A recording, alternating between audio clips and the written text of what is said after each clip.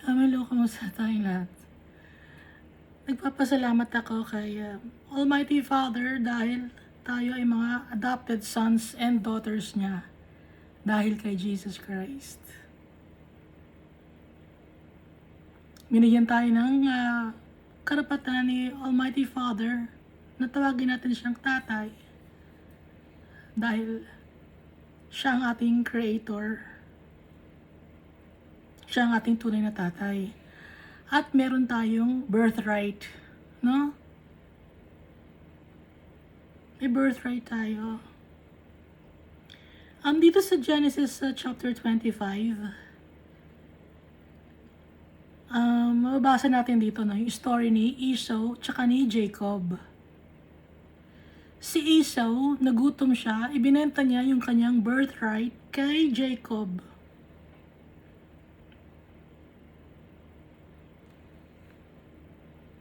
Kaya si Almighty Father ay nagalit kay Esau. Dahil ang pagkakabenta ni Esau sa kanyang birthright ay pagkain na bread and some lentils too. So sa maliit na bagay lang na yun, ibinenta na niya yung kanyang birthright. Nakalagay dito sa Malakay chapter 1 verse 2, the Lord said, I love you. But you ask, how have you loved us? The Lord said, Esau and Jacob were brothers. I loved Jacob, but I hated Esau. I destroyed his mountain country. I left his land to the wild dogs of the desert. So nakalagay dito, I hated Esau. Kasi si Esau, binenta niya yung kanyang birthright para lang sa pagkain. So tayo bilang mga anak ng Diyos, wag natin ipagwalang bahala yung ating karapatan bilang mga anak niya. Importante, no? Dahil iba sa atin, para lang sa maliit na pera, kinakalimutan na natin yung ating tatay. At pag kinakalimutan natin ang ating tatay, nakakalimutan na rin natin yung birthright natin. Ibinibenta natin yung ating pagkatao sa kasalanan. Kaya, ito yung ibig sabihin kung bakit nagalit si Almighty Father kay Esau at mahal niya si Jacob. Dahil hindi pinahalagahan ni Esau yung kanyang birthright. Tayo, bilang mga anak ni Almighty Father, papahalagahan natin, bigyan natin ng halaga yung pagiging anak ni Almighty ni anak sa atin ni Almighty Father. Dahil binigyan niya tayo ng pagkakataon to be with them in heaven with Jesus Christ. At pagtapos na ang ating misyon dito sa mundo na to, makakasama natin yung tatay natin in heaven. At yun ang totoong kayamanan na hindi maipagpapalit sa kahit anumang bagay dito sa mundo na to. Kaya yun ang lagi nating iisipin. Na mahal tayo ni Almighty Father. At bigyan natin ng halaga yung pagpapahalaga niya sa atin. Okay? Lagi nating iisipin yon na may halaga tayo. Malaki ang value natin. Kaya niya rin dapat ipagbolang bahala. Yung dugo ni Jesus Christ, priceless. Iwag natin ipagbolang bahala yun. Hindi yun matutumbasan ng kahit anumang pera, kayamanan, kapangyarihan, kasikatan dito sa mundo na to. Dahil dito sa mundo na to,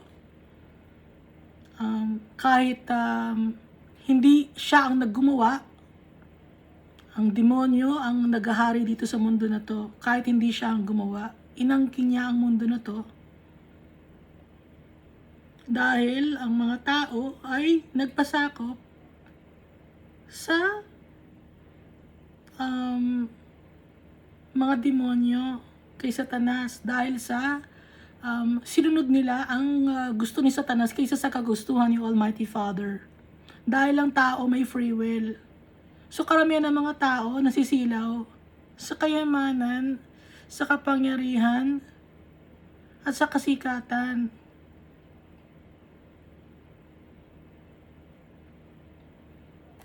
Pero hindi yun ang totoong kayamanan, no? Ang totoong kayamanan natin, si Jesus Christ, tsaka si Almighty Father. Kaya bigyan natin ng pagpapahalaga yan. Lahat ng itinuturo sa atin ni Jesus Christ, tsaka ni Almighty Father, ay para sa ikabubuti natin dahil maganda na ang katayuan ni Jesus Christ, tsaka ni Almighty Father, at tsaka yung mga saints in heaven. Pag sinabing saints in heaven, yun yung mga followers of Christ. So tayo, pag follower of Christ tayo, faithful tayo kay Jesus Christ, tsaka kay Almighty Father. Ang tawag din sa atin pag nasa heaven na tayo ay saints. Ang akala lang kasi natin na tinatawag ng mga saints ay yung may mga binibigyan ng pangalan na saints, no? Dito sa mundo. Hindi yon. Ang totoong saints ay kasama ni Almighty Father in heaven. Ang mga followers of Christ, mga faithful followers of Christ. Yun ang mga totoong saints. Hindi lang yung binibigyan ng title dito sa mundo, no? Hindi nagbibigay ng title si Almighty Father sa mga tao dito sa mundo dahil lahat tayo pantay-pantay kay Almighty Father. Lahat ng tingin niya sa atin, mga anak niya tayo. Masama man tayo o hindi, anak niya tayo. Pero darating ang pagkakataon sa end of times, sa pagdating ni Jesus Christ sa kanyang second coming, doon magkakaalaman, doon ngayon ihihiwalay yung mga totoong followers of Christ at ihihiwalay yung mga hindi sumusunod kay Christ tsaka kay Almighty Father. Kaya ngayon ang binabasa natin ay Book of Revelation. So nasa chapter 2 na tayo ng Book of Revelation. Kaya ating binabasa ang Book of Revelation dahil may promise ang Book of Revelation na kasulat na binabless ni Almighty Father tsaka ni Jesus Christ ang nagbabasa ng Book of Revelation. Kaya wag tayo matatakot magbasa ng Book of Revelation. So dito sa chapter 2 ng Book of Revelation, kalahati lang ang binasa natin, ano? Yung una ay yung Church of Ephesus. Yung Church of Ephesus, loveless church. Walang pagmamahal, pero masipag. Masipag magtrabaho, gumagawa ng tama sa paningin ni Almighty Father tsaka ni Jesus Christ. Pero walang pagmamahal. Importante na pag nagtatrabaho tayo o gumagawa tayo ng mga kung anong bagay, may pagmamahal yun lagi. Pagmamahal kay Jesus Christ at kay Almighty Father, nang sa ganun, pati sa mga tao, maikalat yung pagmamahal. Dahil ang pagmamahal na nag-uumpisa kay Jesus Christ at kay Almighty Father. Ang first love natin, yung tatay natin. Tsaka si Jesus Christ. Kasi sila ang unang nagmahal sa atin. Kaya sila rin ang ating first love. At kung mapagtatagumpayan natin na mahalin ng si Almighty Father ng buong buo, pati sa paglilingkod natin bilang isang Kristiyano, ano ang promise dito? Bibigyan tayo, no, ng I will give to eat from the tree of life, which is in the midst of the paradise of God. So verse 7. So ibig sabihin nito ay makakasama natin si Jesus Christ at si Almighty Father in heaven. Yun ang laging promise pag napapagtagumpayan, no? Ang mundong ito. So dito naman sa chapter 2 verse 8, Yung persecuted church naman, yung Church of Smyrna. Yung pangalan na Ephesus, na loveless church, hindi lang nagkataon yun. Hindi, pangalanan natin Ephesus to kasi hindi lang nagkataon yun, kundi may ibig sabihin yun, no? Kasi nga, itong Ephesus, ito ang isa sa mga unang church na naitatag. Ibig sabihin ng church, maraming tao, no? Group of people, yung church na matagal lang naglilingkod kay Almighty Father tsaka kay Jesus Christ. Pero sa sobrang tagal na nilang paglilingkod kay Almighty Father tsaka kay Jesus Christ, nakakalimutan na nila yung first love. No? Kaya Ephesus. Ngayon itong Smyrna, kaya naman Smyrna to, ang pangalan ng persecuted church na to, dahil nga ang root word ng Smyrna ay myrrh. Ang myrrh ay ginawa for oil na for mourning. Ano yung nagluluksa. Ngayon itong mga tao ngayon sa Smyrna na dinidescribe as a church in Smyrna, mga tao rin ito, current, no? Hindi lang ito yung nakaraang oras or past na mga taga Smyrna, kundi tayo to. May mga tao ngayon na napapersecute, no? Nakukulong. At ang tingin nila sa sarili nila ay mahirap. Pero sa tingin ni Almighty Father at na Jesus Christ, mayaman sila. Kaya, wala sa material things ang pagtingin ni Almighty Father kung mayaman tayo o mahirap. Kung mahirap man tayo dito sa mundo, kung nagtitiwala tayo kay Almighty Father, anak tayo niya, meron tayong inheritance. So, mayaman tayo. Ngayon, kung hindi ka nagtitiwala kay Jesus Christ, hindi ka follower ni Jesus Christ, kahit mayaman ka dito sa mundong to, kahit ariin mo lahat ng lupa sa mundo na to, ang tingin sa'yo ni Jesus Christ, mahirap ka. Kasi, nakatingin ka lang sa mga bagay dito sa mundo na to, na nananakaw, nasisira, at nabubulok. So itong mga Smyrna, no, taga Smyrna or mga Christian ngayon na nakakaranas ng persecution, sinasabi dito niya, Jesus Christ, na huwag silang matakot. Hanggang sa kamatayan maging faithful.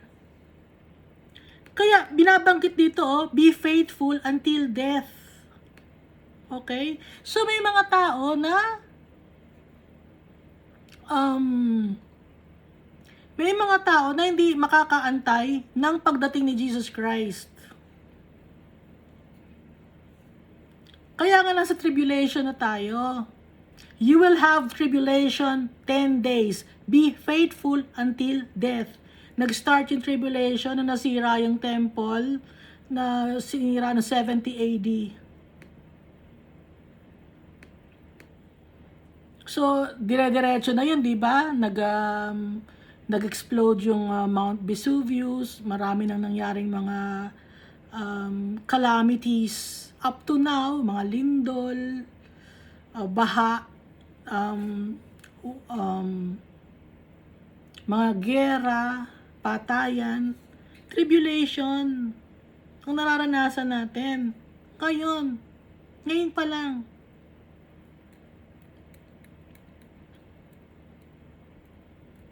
Kaya may mga tao rin na mamamatay kasi si Jesus ang sabi nito eh. Be faithful until death.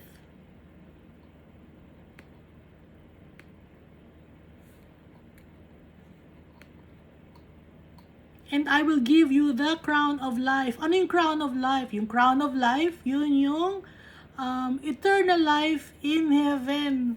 So, lahat ng mga promises dito na mga ibibigay ni Almighty Father tsaka ni Jesus Christ ay eternal life in heaven and to be with them.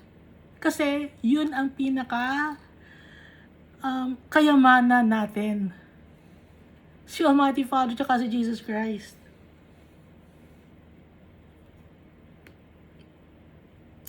Si Almighty Father magpo-protect sa atin, mag-iingat sa atin, lahat ng pangangailangan natin.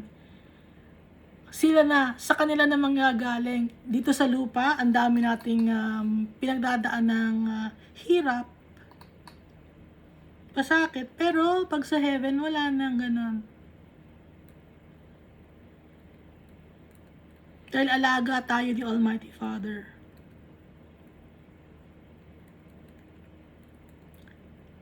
Dagdag ko lang, ang daming mga tao sa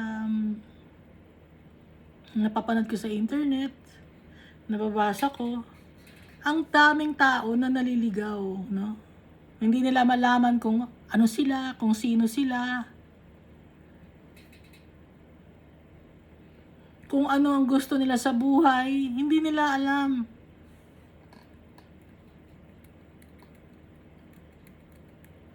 Kasi hindi nila nakikilala si Almighty Father tsaka si Jesus Christ.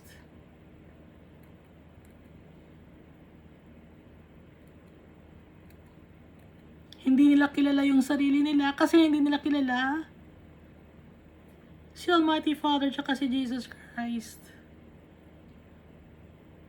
Kaya nga, binanggit ko na dati na tayo, may void tayo sa puso natin na makakapagpuno lang ng void sa puso natin ay si Almighty Father tsaka si Jesus Christ. Lagi tayong naghahanap ng kaya may mga tao na nagiging addict, may mga tao na gustong magpalit ng gender, hindi sila satisfied, hindi sila kontento sa kung anong meron sila. At merong gustong-gusto na laging bili ng kung anong kayamanan, gusto laging magpayaman ng magpayaman. Kasi hindi nga kontento dahil ang tao may void sa puso na ang makakapagpuno lang ay si Almighty Father tsaka si Jesus Christ. Hinayaan ni Almighty Father yun para hanapin natin siya. Pero may mga tao matitigas ang ulo. Ayaw nilang tanggapin si Almighty Father tsaka si Jesus Christ.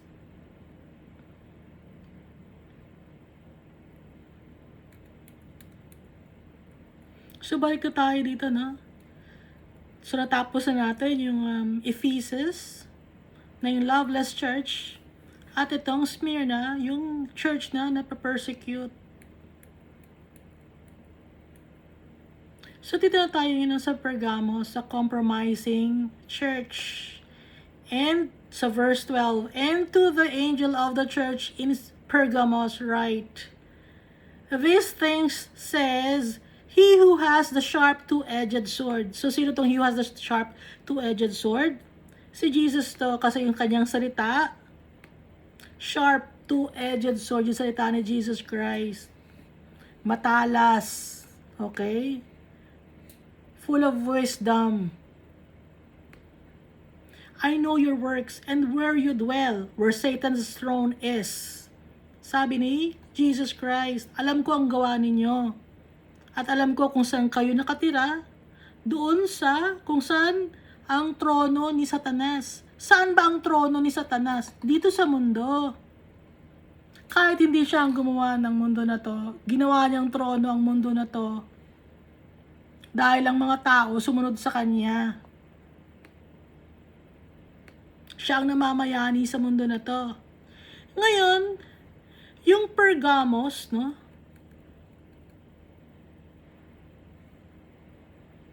Yung root word nito is perga. Nang ibig sabihin ay earthy.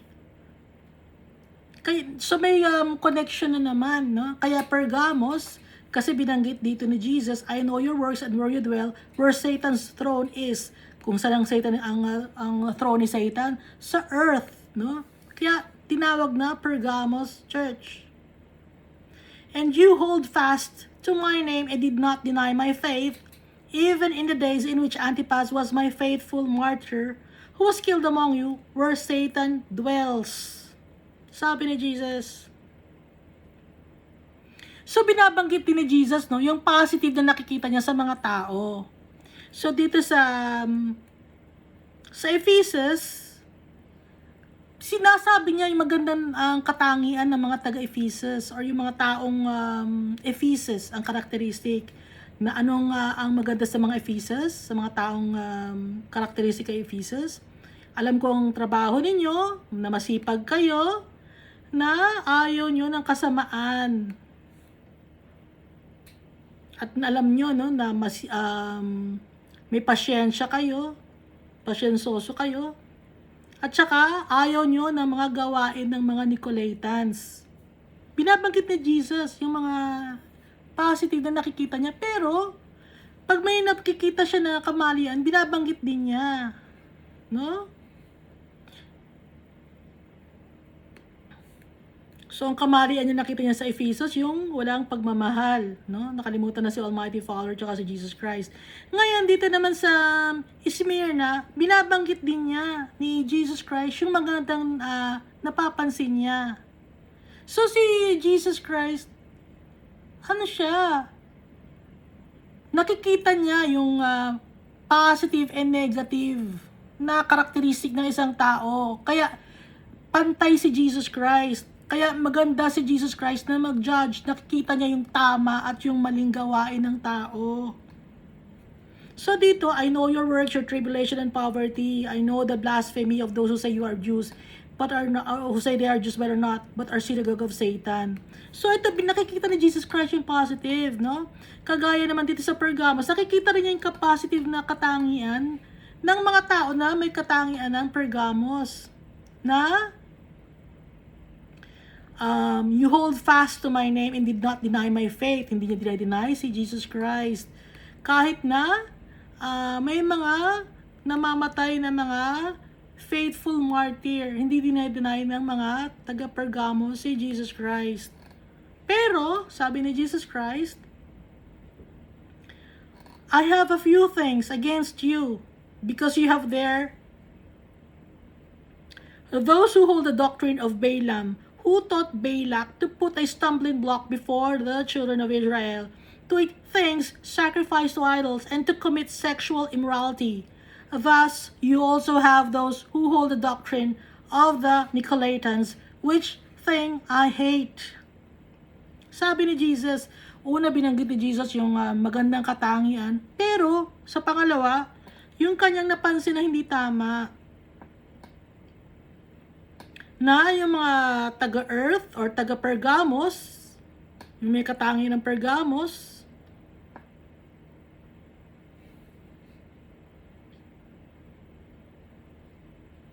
ay naniniwala pa rin sa doktrina ni Balaam. Kilala niyo ba si Balaam? At saka si Balak? No, inutusan ni itong si Balaam, ano siya?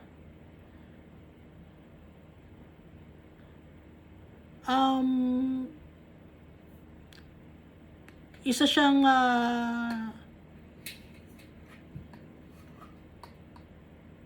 hindi naman talaga prophet kundi nakaka-ano siya yung nakaka-foresee siya, no? Pwede siyang magbigay ng sumpa, no? Itong si Balaam.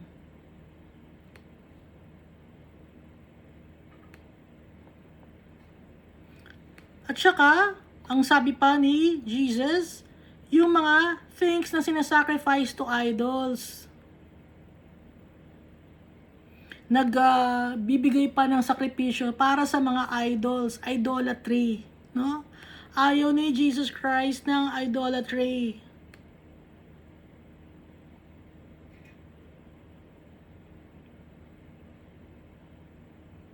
At saka, nagkakakommit ng sexual immorality. Ano ba yung sexual immorality? Adultery, fornication, at saka men having copulation with other men or women having sexual encounter with women. Ganon. At saka, bestiality. Sino napansin ni Jesus Christ? Kaya pinagsasabihan niya yung mga Pergamos. At saka, nasa sa kanila rin yung doctrine o yung turo ng mga Nicolaitans, no? Yung mga Nicolaitans, nabanggitin natin dati, si Nicolas ay isa sa mga deacons or elders na pinili ng mga apostles para mag-assist sa mga widows. Kasama ni Nicholas si Stephen. Ngayon, itong si Nicholas, isa siyang pagan na nag-convert to Jew, na nag-convert naman to Christianity. So, ang ginawa ni Nicholas, pinaghalo-halo na niya. Pagan, Jew, and Christianity. Kaya, galit si Jesus Christ. Ayaw niya. Ayaw ni Jesus Christ yung kung si Jesus Christ lang, magtitiwala ka kay Jesus Christ lang, tsaka kay Almighty Father, tsaka sa Holy Spirit. Wala nang iba. Kaya ayaw ni Jesus Christ, no? Pinagsabihan niya itong mga Pergamos or compromising church, nakikipag-compromise. Na kahit na alam nila kung ano yung tama, no? May mga taong gano'n na alam na nila yung tama, pero nakiki-compromise pa sila o nakikihalibilo o gumagawa pa rin ng mga bagay na ayaw ni Jesus Christ. Adultery, fornication, to eat things sacrificed to idols, no? At saka yung nanunumpa, ano yung susumpain? Kasi itong ginagawa ni Balaam, no? Inutusan siya ng hari dati, sa Old Testament, na isumpa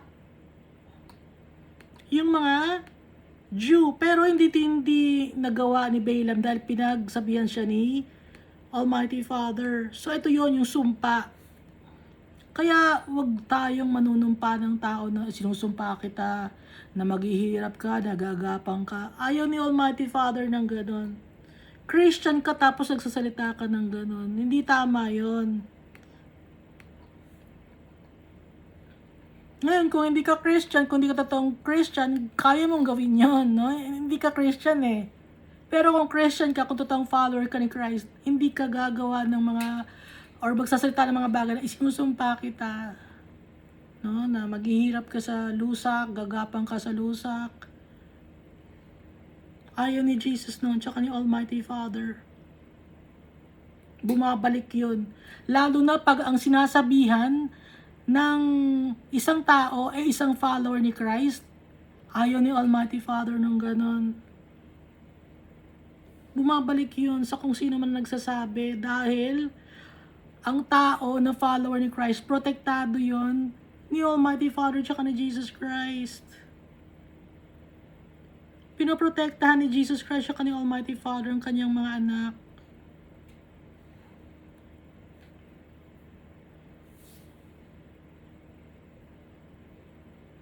So sabi dito ni Jesus Christ, no, repent, or else I'll come to you quickly and I'll fight against them with the sword of my mouth. Magsisi. O kung hindi, ako ay darating ng mabilis at makikipaglaban, laban sa kanila gamit ang aking mga salita, sword of my mouth. Sabi ni Jesus, he who has an ear, let him hear what the Spirit says to the churches. To him who overcomes, kung sino man na makakarinig, pakinggan ito at maintindihan. Ito ang sinasabi niya sa mga followers of Christ. To him who overcomes, kung sino man ang makaka-overcome o mapagwawagyan at magbabago, I will give some of the hidden manna to eat. Ibibigay ko ang mga nakatagong mana para makain, and I will give him a white stone. Bibigyan ko rin siya ng puting bato. And on the stone, a new name written, which no one knows except him who receives it. At pag bibigay ako ng bato na puti, yung makakatanggap nun, may pangalan yun na walang nakakaalam, kundi kung sino man ang makaka-receive ng bato na yon. Yun lang makakaalam. So, ano ibig sabihin nito? Hidden manna to eat. Si Jesus Christ to, makakasama rin si Jesus Christ in heaven. So, laging ang pagdapapagwagyan natin, ang laging kapalit ay eternal life with the Almighty Father and Jesus Christ. Yun ang laging ang binabanggit ni Jesus Christ, ang may karapatan tayo na mag-rule with Him in heaven. O dito naman tayo sa verse 18. And to the angel of the church in Thyatira write. Yung Thyatira, combination of two words to, no? Is yung Thea means multiple and Tyra means tear. So, ibig sabihin ng Thyatira is multiple tears. This thing says the Son of God, who has eyes like a flame of fire, and his feet like fine brass. So, dinidescribe na naman dito si Jesus Christ. No, dito sa lahat ng 7 churches na to, dinidescribe si Jesus Christ sa pag-umpisa ng pagdidescribe or introduction sa bawat church.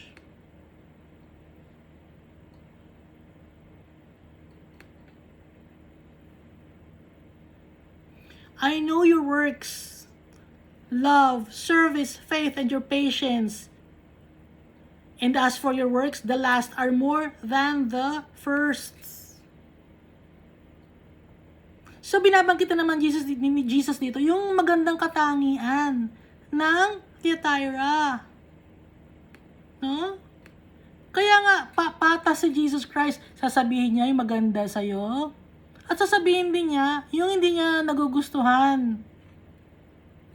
Hindi lang ito puro mali ang ginawa mo, mali ang ginawa mo. Hindi. Nagbabanggit si Jesus Christ ng mga magandang ginawa. Napakabait ni Jesus Christ, di ba? Una, babanggitin niya yung magandang ginawa mo. Pero, di ba, sa susunod naman, nevertheless, no? So, itong Thyatira, alam ko ang gawain mo. Sa pagmamahal, ang pagsaserbisyo, ang pananampalataya mo, at ang iyong pasyensya. At tungkol naman sa iyong mga gawa, iyong pagpapasyensya ay madami kumpara sa iyong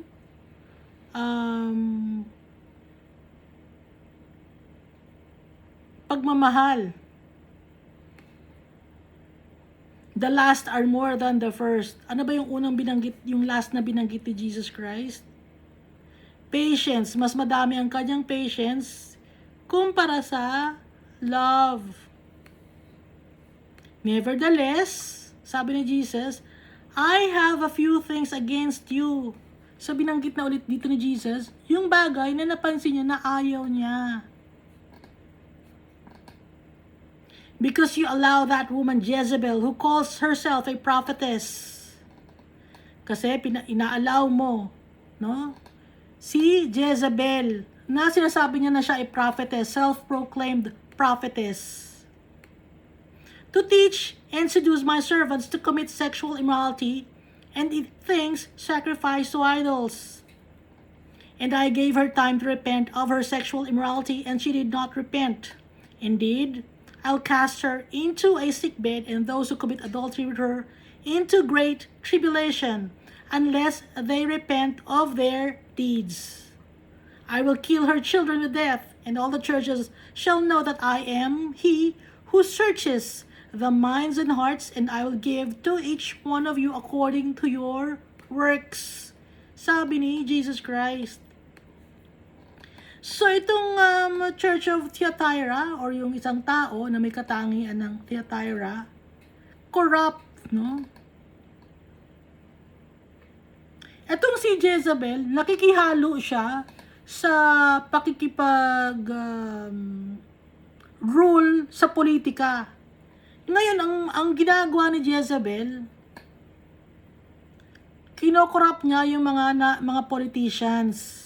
Nanonuhol siya, okay? Nagbibigay siya ng mga favor sa mga politicians. So, pinagsasabihan tayo dito ni Jesus. Ito yung tungkol sa power in the society. No? Para magkaroon ka ng power in the society, ang ginagawa mo, nagko-corrupt ka. Kahit na Kristiyano ka, corrupt, nagko-corrupt ka, nangungurakot ka. Hindi lang tukol sa pera yung pangungurakot, no? Hindi lang tukol sa pera, kundi nag-ano ka, namba-blackmail ka, no? Kaya itong si Jezebel, nang iimpluwensya siya.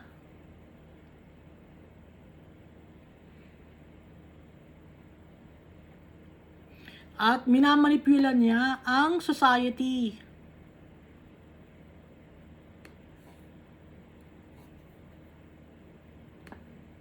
So tayo ba to na Kristiyano, na maganda nga ang serbisyo natin, pasensyoso tayo, pero gusto nating maging corrupt, nangungurap tayo ng society.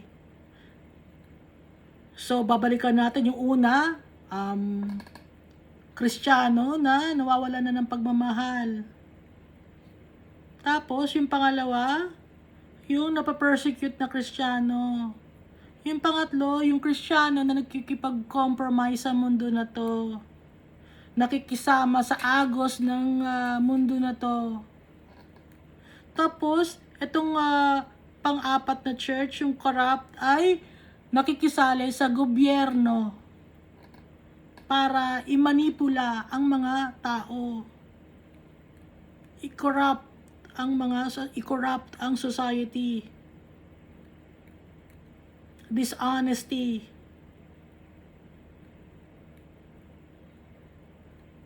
So lahat ng to may kaakibat na parusa. Ang parusa ay eternal damnation. Pero meron din namang pag napagwagian natin, meron ding kapalit na maganda. No? Sinasabi dito ni Jesus, pag hindi mo napagwagian, nagpatuloy ka sa pagiging corrupt mo, malulus mo ang reward in heaven. May kaparusahan. It is verse 24. Now to you I say, and to the rest in Thyatira, as many as do not have this doctrine, who have not known the depths of Satan, as they say, I will put on you no other burden, but hold fast what you have till I come. And he who overcomes and keeps my works until the end, to him I'll give power over the nations. Sabi ni Jesus Christ, pag na-overcome mo, hindi ka na magiging corrupt. Ibibigay ni Jesus Christ yung power over nations. He shall rule them with a rod of iron. They shall be dashed to pieces like the potter's vessels. I also have received from my Father, and I will give him the morning star. He who has an ear, let him hear what the Spirit says to the churches.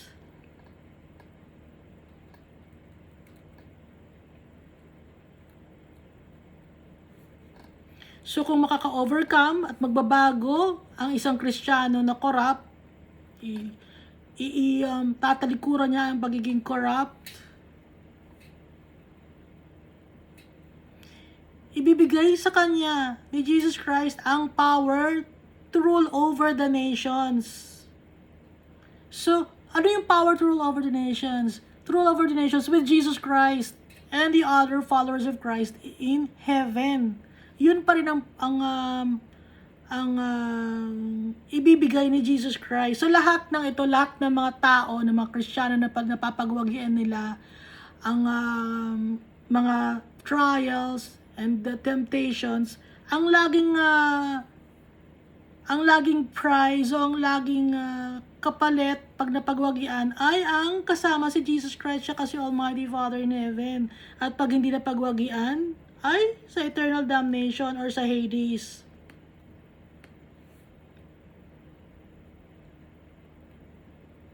He who has an ear, let him hear what the Spirit says to the churches. So, kung sino man ang may tenga,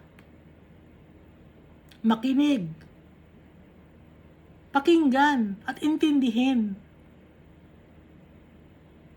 kung ano ang sinasabi ng Spirit sa churches. Sa churches, sino bang churches?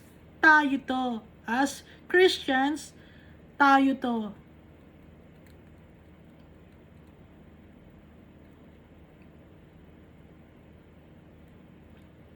Ngayon, dito tayo sa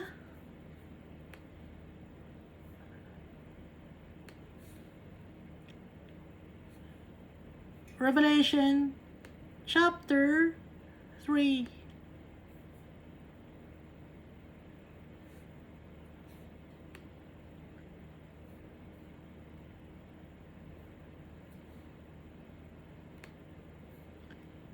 So, itong Revelation chapter 3, ito yung church in Sardis.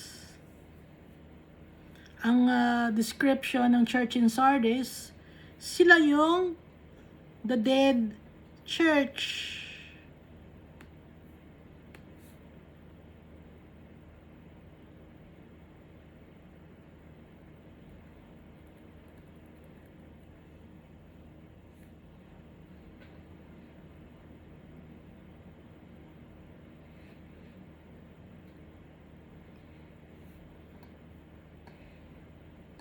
Yung Sardis, lugar din ito, no? Na ang ibig sabihin ng Sardis ay Prince of Joy.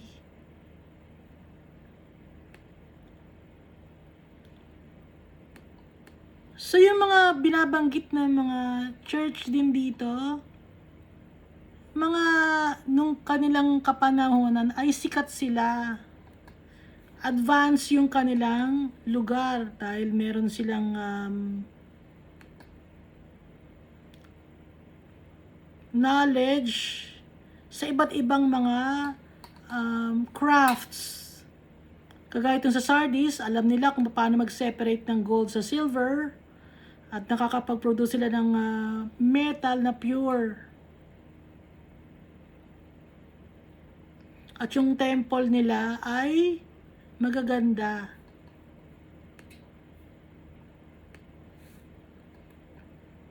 Kahit maganda ang temple nila, pero describe naman sila as dead church.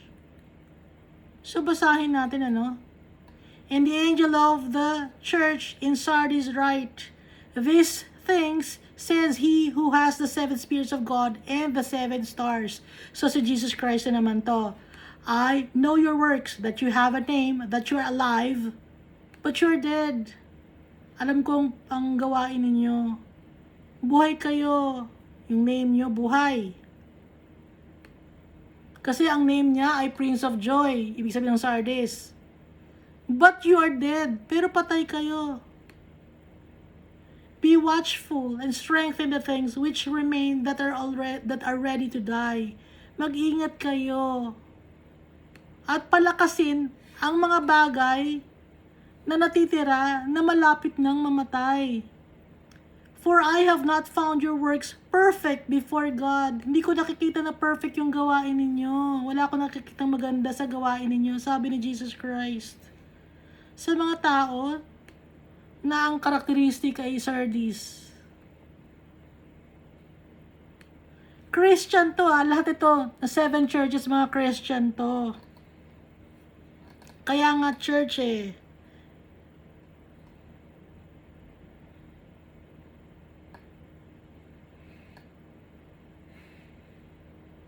Remember therefore how you have received and heard.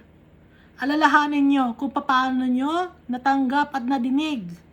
Hold fast and repent. So ang binabanggit ni Jesus dito, alalahanin nyo kung paano nyo natanggap at nakinig ang salita ng Diyos. Panghawakan ang mga salita ng Diyos. At magsisi, sabi ni Jesus. Maganda nga yung pangalan ninyo, sabi ni Jesus. Do you have a name that you're alive? Kasi Prince of Joy, alive yun, di ba? Pag joy, alive yung name. Pero, dead yung faith mo, hindi gumagalaw. Hindi nakikitaan ng fruits of the Holy Spirit. Kaya kung ano man ang natitira pa na meron ka na dapat palakasin, ay dapat na palakasin, no? Kung meron pa. Kasi malapit na rin yung mamatay. Mawawala rin yun, sabi ni Jesus. Kasi Wala akong nakikita sa mga trabaho mo o gawain mo na perfect, na maganda para kay Almighty Father. Kasi ang pinaglilingkuran natin si Almighty Father. Hindi lang basta-basta yung master natin, yung savior natin, yung tatay natin. Hindi lang basta-basta. Creator of the world, yung tatay natin. Tapos bibigyan natin ng trabaho na na parang pangit, na hindi worthy. Ang gusto ni Jesus Christ, yung trabaho na may pagmamahal. Okay? Yung may fruits of the Holy Spirit, love, joy, peace, forbearance, kindness, faithfulness, gentleness, and self-control. Ganun ang trabaho kasi pag may faith tayo, resulta yun, no? Result na yon. Yung fruits of the Holy Spirit, walang nakikita si Jesus Christ. Kaya, dinidescribe niya itong Sardis as the dead church. Kahit ang pangalan ay galing sa Prince of Joy, dead ang church. O dead yung pananampalataya ng tao.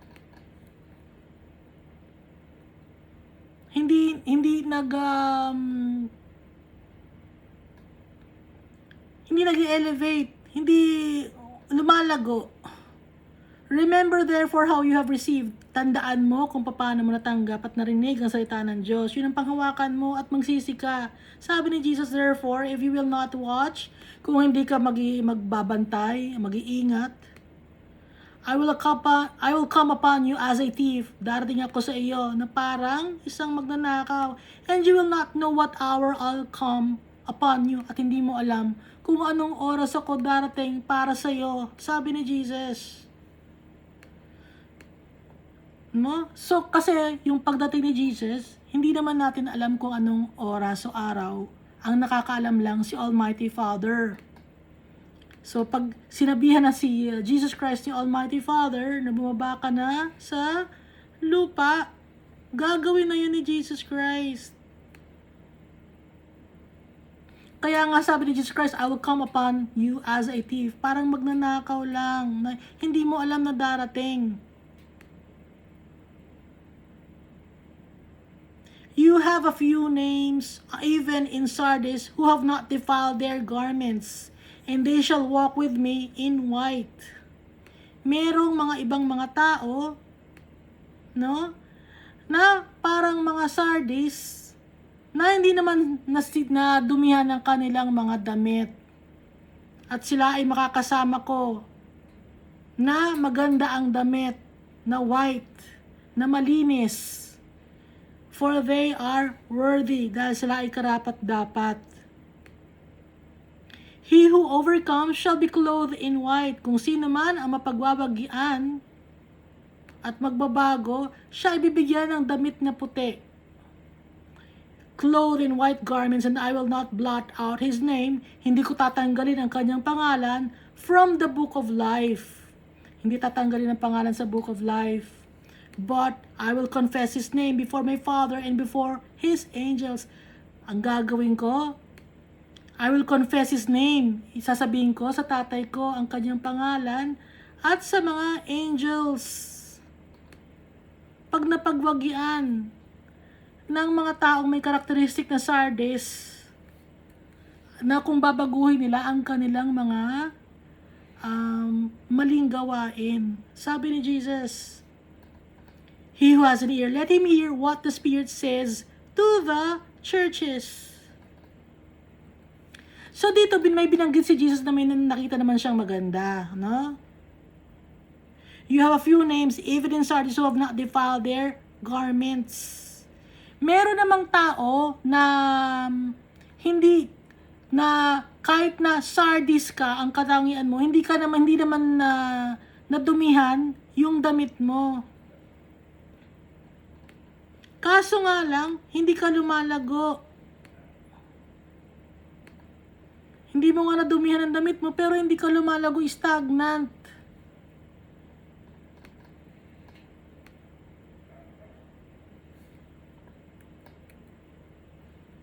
Kaya Kaya pinagsasabihan ni Jesus, ang mga tao or ang mga taong may katangian ng Sardis. Dito naman sa Revelation chapter 3 verse 7.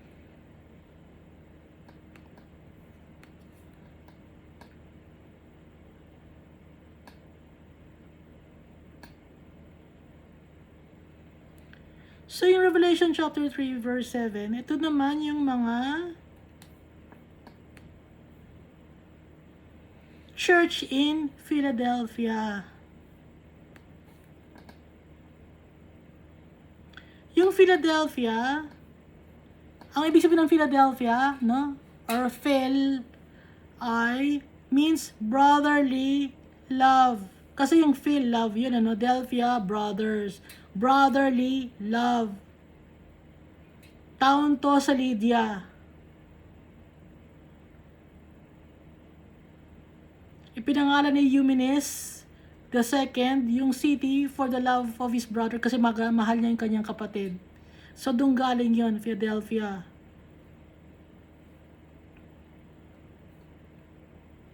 One who loves his brother.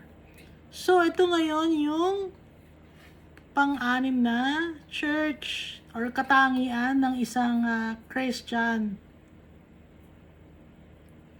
And to the angel of the church in Philadelphia, write, these things says he who is holy. So, dinescribe naman ulit si Jesus Christ to magsasalita. Yung angel, laging inuuna si Jesus Christ. These things says he who is holy, he who is true, he who has the key of David, he who opens and no one shuts, and shuts and to no one opens. So si Jesus Christ ang may hawak ng susi, ng heaven, hindi si San Pedro. Tapos may daladalang manok, hindi, Tsaka walang manok sa langit, ha?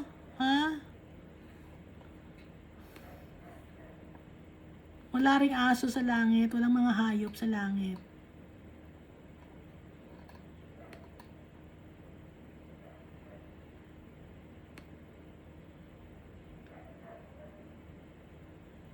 This thing says, he who is holy, he who is true, he who has the key of David, he who opens and no one shuts, and shuts and no one opens.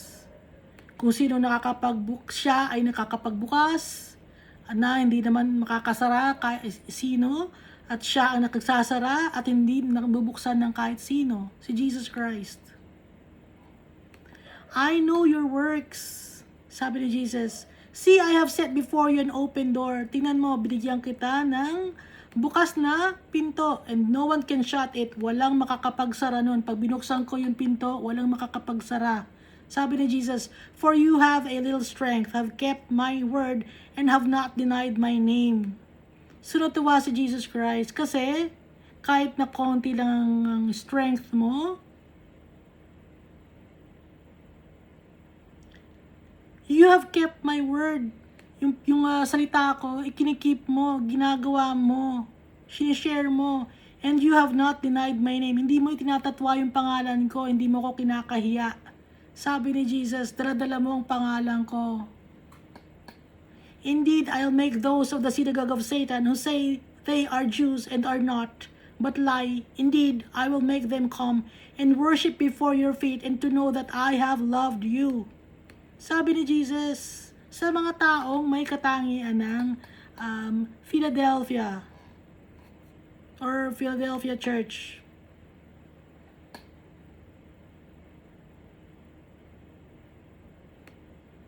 Ipapakita ni Jesus Christ na mahal niya ang mga tao na may katangian ng Philadelphia. Faithful, Faithful ka. Kung faithful ka, ipapakita ko sa mga tao na mahal kita. Sabi ni Jesus Christ. Kasi kung faithful ka, may pagmamahal ka. Kaya nga Philadelphia ang tawag sa church na to. Because you have kept my command to persevere. Dahil nagsikap ka na sundin ang aking mga pinag-uutos, I also will keep you from the hour of trial.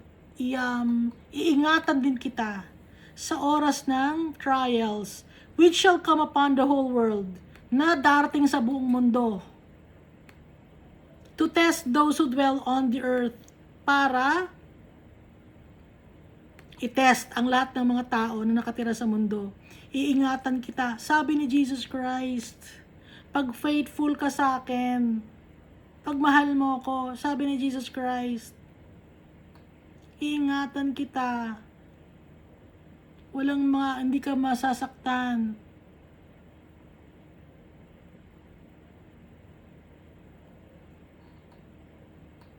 Dahil lahat ng tao makaka-experience ng test, sabi ni Jesus Christ.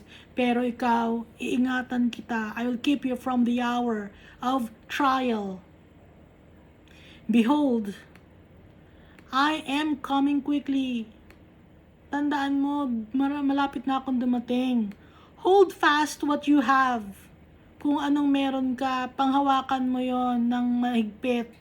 Sabi ni Jesus, that no one may take your crown, para hindi mawala yung crown na nasa iyo. Ano yung crown na nasa sa atin as followers of Christ? Yung crown natin ay crown of righteousness, crown of life. Si Jesus Christ yon, yung makakasama natin ang ating tatay at si Jesus Christ. Yung birthright natin. He who overcomes, I'll make him a pillar in the temple of my God. Kung sino ang makaka-overcome o mapapagwagian ang buhay sa mundo, sa earth, mapapagwagian mo yung mga tests, mga trials.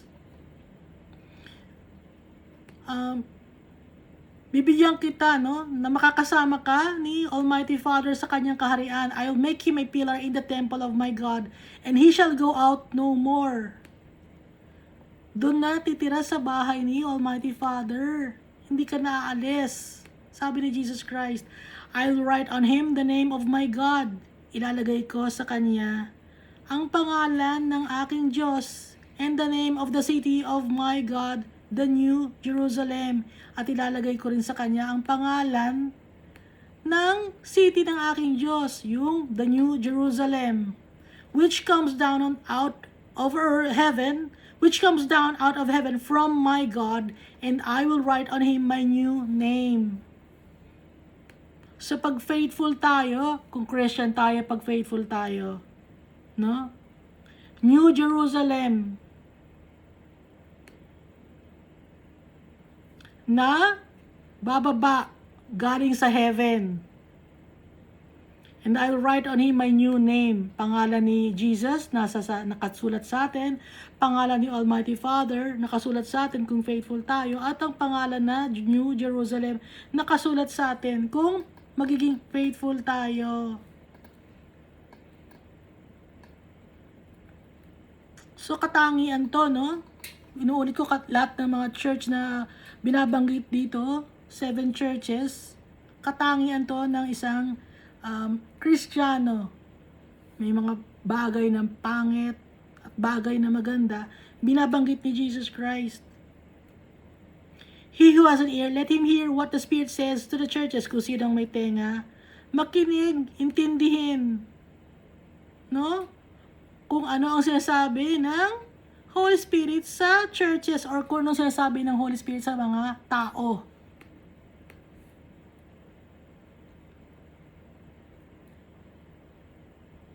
So dito na tayo, no, sa last church. Ano yung last church? The Laodicea. So verse 14.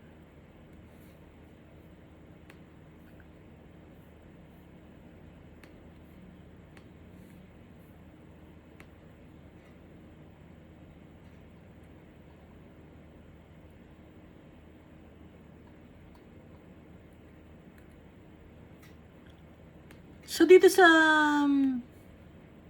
balik muna tayo dito sa Philadelphia Church, no? Alam ni Jesus, no, na dapat nating hingin ng kanyang kalakasan. Dahil sabi dito ni Jesus, for you have a little strength.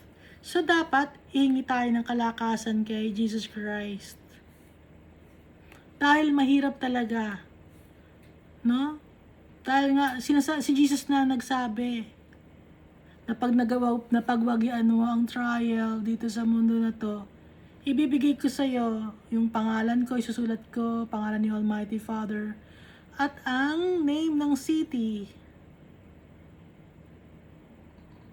the New Jerusalem, na manggagaling sa heaven, bababa. Kaya kung sino man may tenga, makinig at intindihin. Sa verse 40 naman, the Church of Laodicea.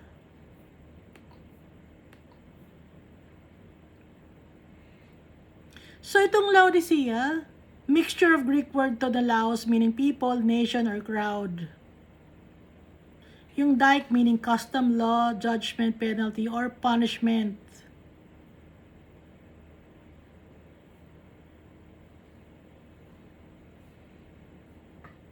At saka itong Laodicea, center din to for manufacturing of clothing.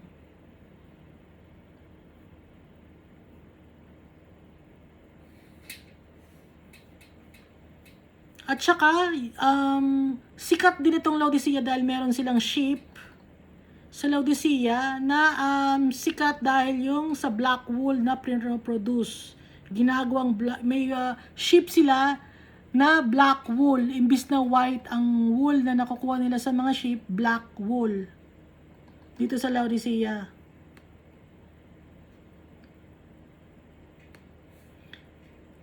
So doon pa lang makikita natin na Christian, pero imbis na white, yung sheep na, damit ng sheep na white, yung wool niya, black.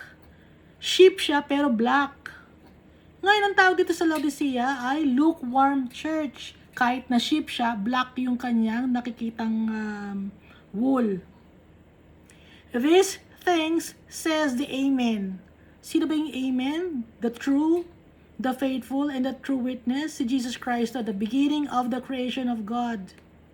So si Jesus Christ na naman ang binabanggit pag nag-uumpisa, pag nag-a-address sa mga church. I know your works, that you are neither cold nor hot. Sabi ni Jesus, I could wish you were cold or hot. Alam ko ang trabaho mo. Ikaw ay hindi naman mainit, hindi ka rin malamig. Gusto ko sana na ikaw ay malamig o kaya naman mainit. So then, because you're lukewarm, ibig sabihin ng lukewarm is sala ka sa lamig, sala ka sa init. Hindi ka malaman kung faithful ka, yung trabaho mo,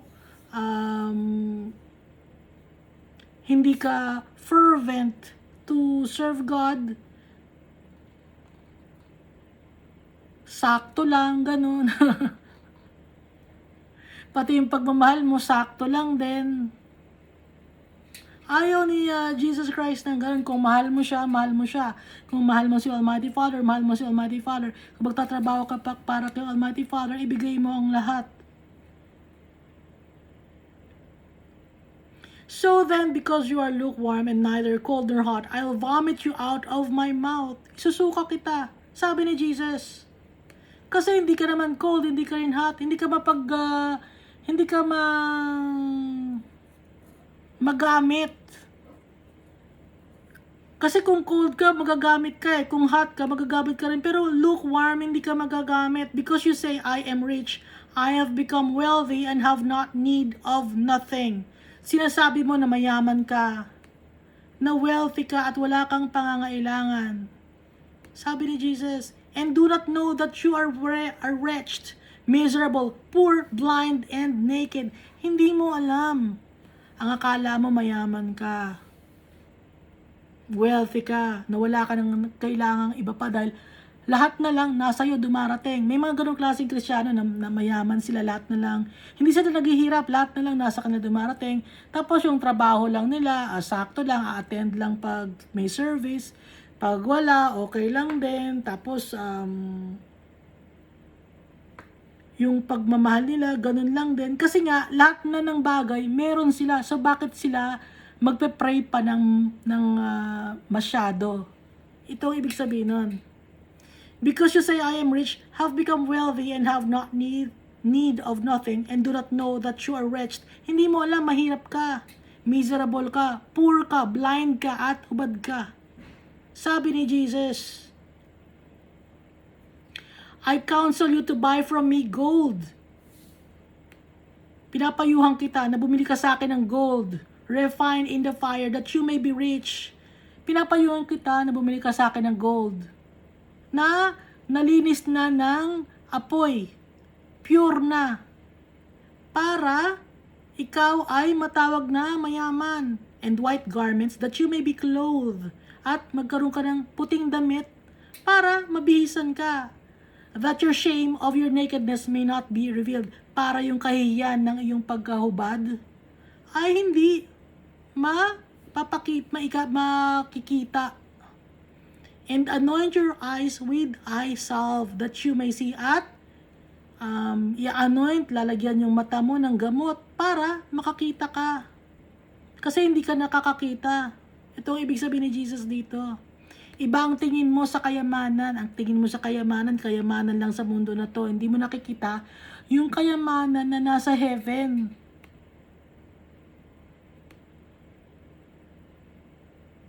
Pag tumutulong ka sa mga mahihirap na tao, philanthropist ka, matulungin ka nga, pero gusto mo nakapaskil yung pangalan mo, na ina-acknowledge ka ng mga tao, yung ibig sabihin dito, na mayaman ka nga, nakakatulong ka sa tao, marami ka natutulungan, pero gusto mong ina-acknowledge ka ng mga tao, gusto mo ng fame, na isa kang mabuting Kristiyano, gusto mo na nagpapakitang tao ka sa mga tao na marami kang nagagawa.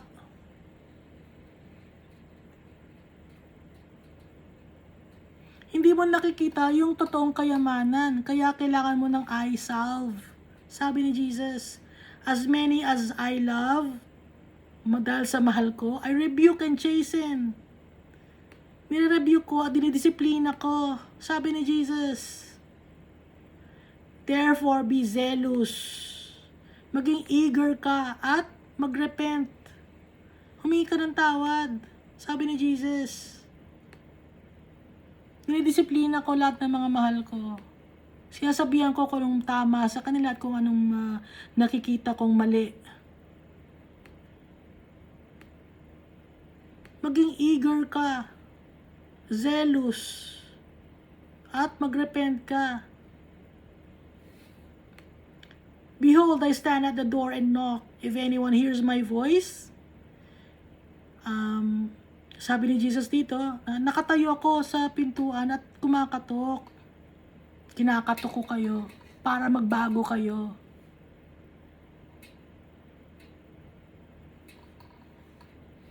Magbago kayo ng pananaw. Magbago yung puso ninyo, kumakatok ako. If anyone hears my voice and opens the door, kung sino man na makakarinig ng aking boses at binuksan ng pinto, I will come into him. Kung binuksan ng pinto, papasok ako. And dine with him. Kakain ako. Kasama siya. And he with me. Magkasama kami. Magsa-celebrate kami. To him who overcomes, kung sino man naman pagwawagian, or magbabago at ang kanyang maling gawain, I will grant to sit with me. Kung magbabago siya at babaguhin niya ang kanyang maling gawain, makikinig siya sa akin, bibigyan ko siya ng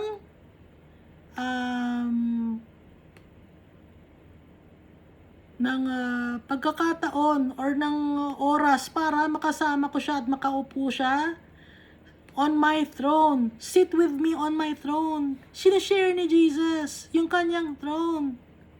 I will grant to sit with me on my throne.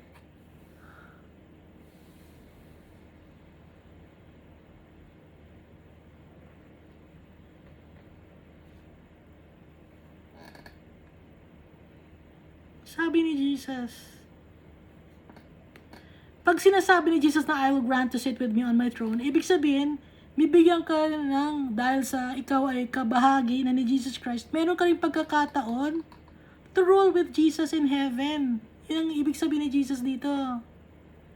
You will rule with me in heaven. Yun. Na may kakaroon ka rin ng kapangyarihan. Gaya ni Jesus Christ. Authority to rule with Jesus Christ in heaven, as I also overcame and sat down with my Father on His throne. Gaya ko na pagwagian ko ang mundo at kasama ko na nakaupo ang aking tatay sa kanyang trono. He who has an ear, let him hear what the Spirit says to the churches. Kung sino man ang may tenga, makinig. Intindihin. Isa puso.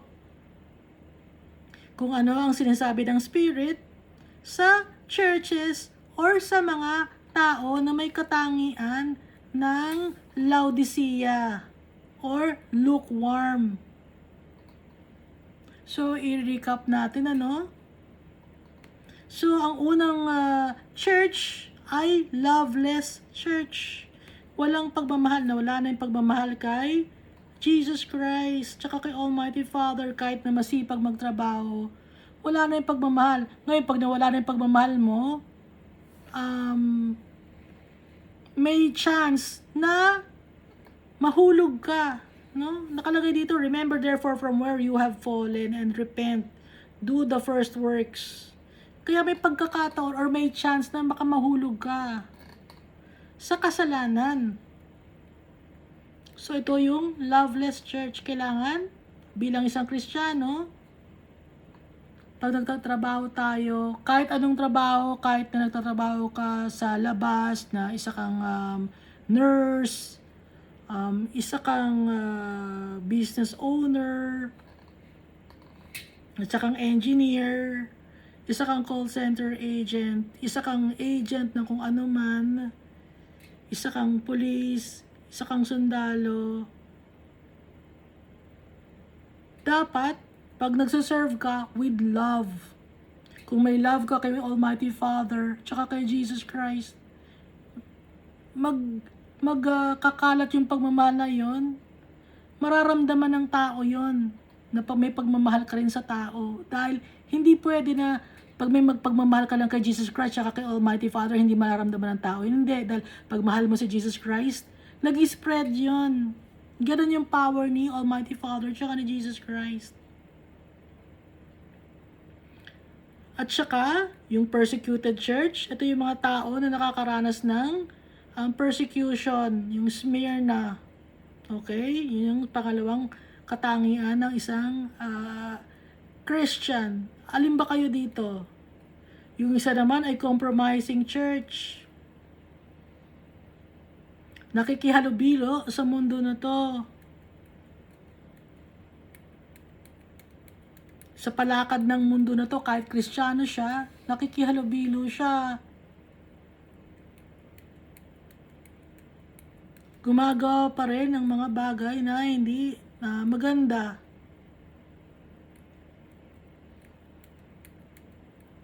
At yung corrupt church, yung pang-apat, no? Sa society naman to.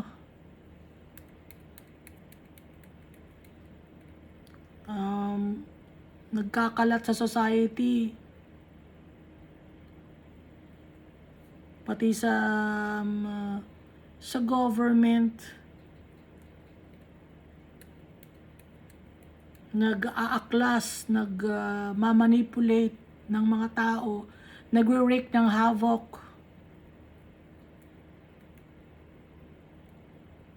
So, ito yung Thyatira. Tapos, yung panglima ay yung Sardis, yung dead church. Yung Kristiyano na hindi lumalago ang kanyang spiritual life. Kahit Christian siya, hindi siya lumalago.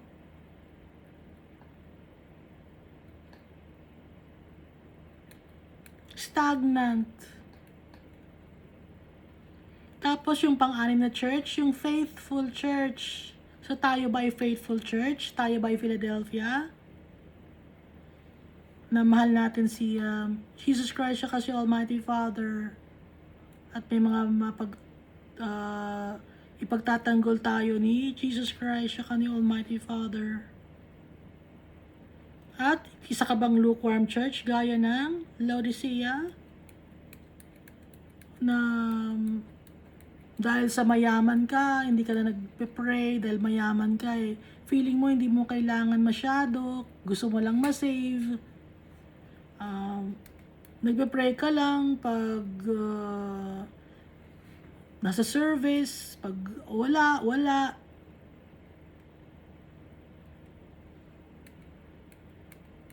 Tumutulong ka sa tao, pero para lang sa sarili mo to gain fame.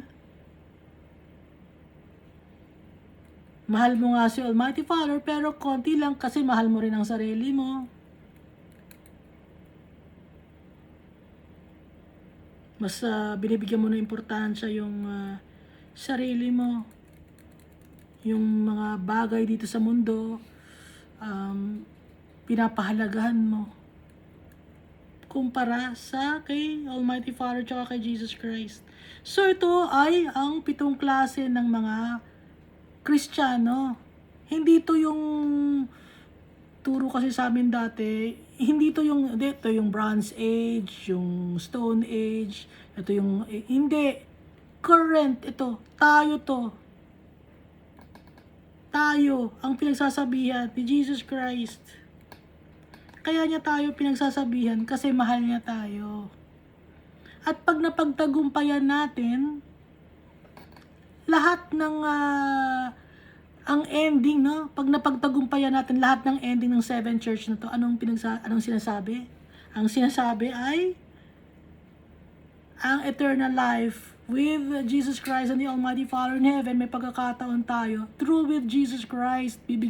I-share sa atin ni Jesus Christ yung kanyang throne. Isusulat ni Jesus Christ yung kanyang pangalan sa atin. Tsaka yung Almighty Father. Makakakain tayo ng mana. Ano ba yung makakakain ng mana? Ibig sabihin nun, si Jesus Christ yung mana. Makakasama natin si Jesus Christ. Laging yon. Yun ang ating, or yung crown of life, no? Laging ang ang ending, pag faithful tayo, ang laging ending nun ay kay Almighty Father tsaka kay Jesus Christ.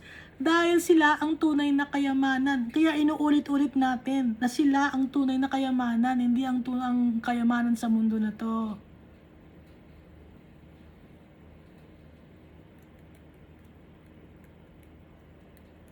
Sana naiintindihan natin.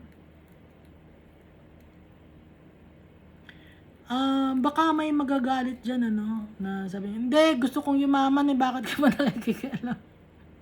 Gusto ko yumaman dito sa... O sige, ikaw, hindi ko naman kayo pinipilit, no? Ha? Hindi ko kayo pinipilit. Binabasahan ko kayo ng Bible, in-explain natin to, kung anong sinasabi ni Jesus Christ, siya ni Almighty Father, tsaka ng Holy Spirit. Itong pinapasabi. Hindi galing sa akin to. Dahil wala akong karapatan na bigay sa inyo ng ganito dapat ang gawin. Wala akong karapatan. Ang may karapatan, si Almighty Father, si Jesus Christ, ang Holy Spirit. Wala akong karapatan. Binabasahan ko lang kayo ng Bible. Hindi ko salita ito. Kaya kung magagalit kayo sa akin, wala akong magagawa. Dahil sinusunod ko lang yung pinapabasa sa akin. Yung binibigay ni Almighty Father, para maintindihan ko, para i-share ko sa inyo.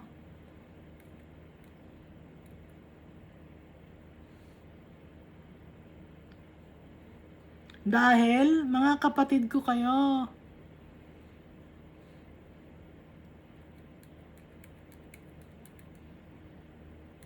Gusto kong sundin yung tatay ko.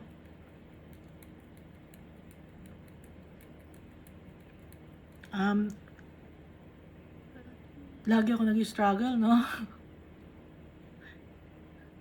Kung paano ko umpisan. Hindi madali. Inaamin ko.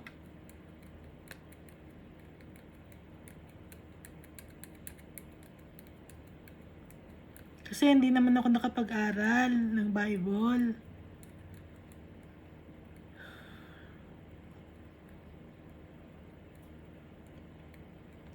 Kaya yung kapurihan kay Jesus Christ, pagpapasalamat ko kay Almighty Father at sa Holy Spirit. Dahil lagi akong tinuturuan at tinutulungan.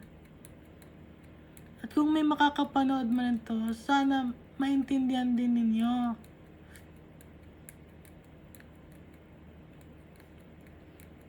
Gusto niyo Almighty Father na mamuhay tayo ng peaceful. Pero, meron pang mas maganda sa lupa na to. May mas maganda pa tayong pupuntahan. Naintindihan mo? May mas maganda pa. Huwag tayong magkasya sa buhay dito sa mundo na to. Dahil dinaloko lang tayo ni Satanas.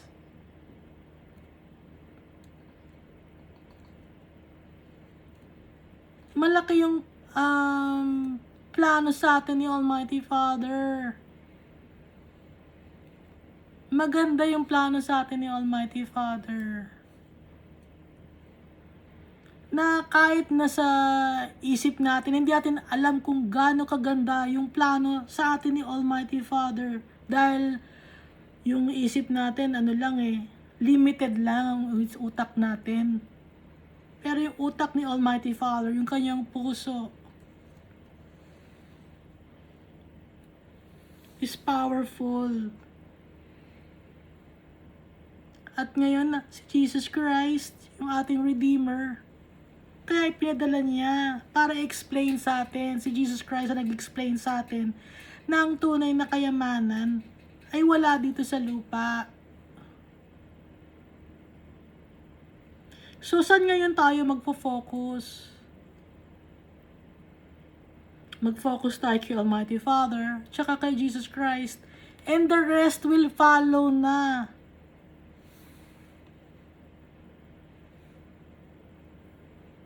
Hindi tayo pababayaan ng tatay natin.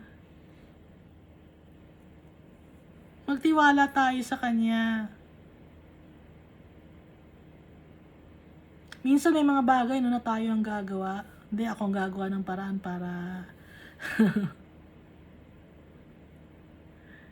Minsan hindi natin alam na yung ginagawa pa natin mga bagay, ay ang kapupuntahan nun ay kapahamakan.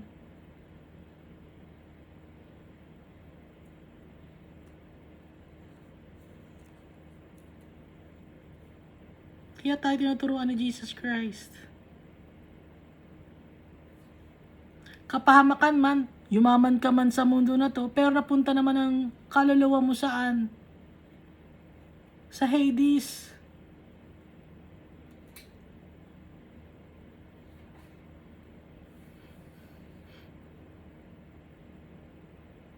Dahil na-focus ka na sa kayamanan dito sa mundo.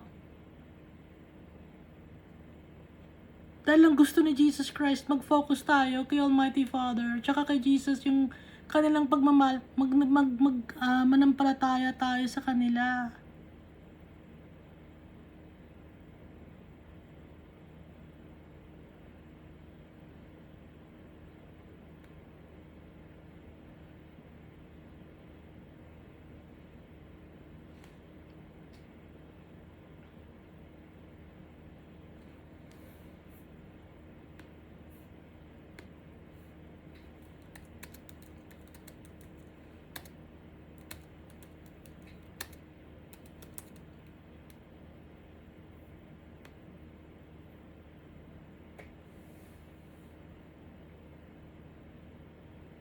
So dito sa Jeremiah chapter 29 verse 11, "For I know the plans I have for you," sabi ni Jesus Christ, declares the Lord, "plans to prosper you and not to harm you, plans to give you a hope and a future."